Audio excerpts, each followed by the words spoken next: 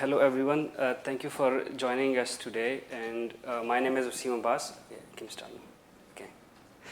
Have you ever thought how massive on scale your brain is? Just to give you an idea, there are approximately 100 billion neurons in a standard human brain. And these neurons have the ability to learn and communicate with each other, unlike the other cells. So neuroscientists always ask this question: can we understand how these neurons communicate with each other or how they learn?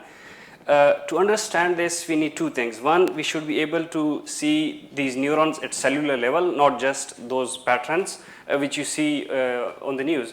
Also, we also need to understand the physical activity they control while they are. Okay, on the left side, what you are seeing is, on the left side is a snapshot from a brain video, and those flashes of light are individual neurons, and the resolution is at cellular level. And on the right side, can you switch the light off? And on the right side, we have a mouse running on a spherical treadmill with a neural camera attached to its head. Sorry, we couldn't do it with humans. It's not ethical, so we couldn't drill holes in their head. So we are doing it with the mouse. And the goal of neuroscientists is to understand how these neurons behave and how they actually affect the physical activity which they are supposedly affecting.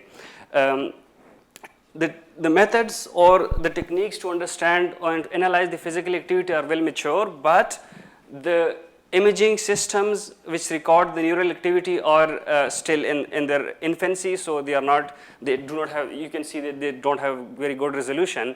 And traditionally what neuroscientists would do is they would go through the neural recordings frame by frame and find neurons in every single frame. And then they would do the same physical activity videos. They would go through every single neuron, every single frame, and then find all the limbs. Like in this case, we are interested in finding all the limbs. Okay, this has two problems. One, this is not time efficient. It takes a lot of time. And second, it's not reproducible. Like this snapshot which you're seeing, this is from a video which has just 150 frames, and it took me more than 6 hours to find neurons in every frame. And the other snapshot, it's same, like it's almost 10 seconds, and it took me 5 hours to annotate all of those 10 seconds. Imagine if you want to do it, let's say, to a video which is 1 hour long, or let's say 5 hours long, or 1 day long. Because if we want to understand how the neurons learn, we need to understand how they behave over longer periods of time. That's where our research comes in. We are automating this process. We are introducing artificial intelligence. We show a neuron video on one side of algorithm, and then tell it exactly where those neurons are, and then teach the algorithm to learn to locate these neurons in next videos. We do the same with the physical recording. So on one side you have the raw video, on the other side you have those annotations, and same goes for this video. You can see that the neural network is tracking the limbs. Why is this important? As I told you that neuroscientists would love to analyze neural activity recording on a longer period of time, so they can understand how the neurons learn and communicate with each other better. That way they can start to understand how mental diseases develop at cellular levels and how they can develop more effective therapies.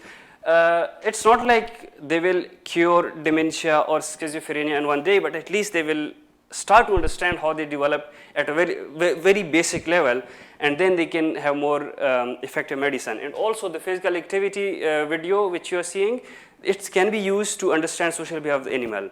That's what our research is about, and thank you for joining.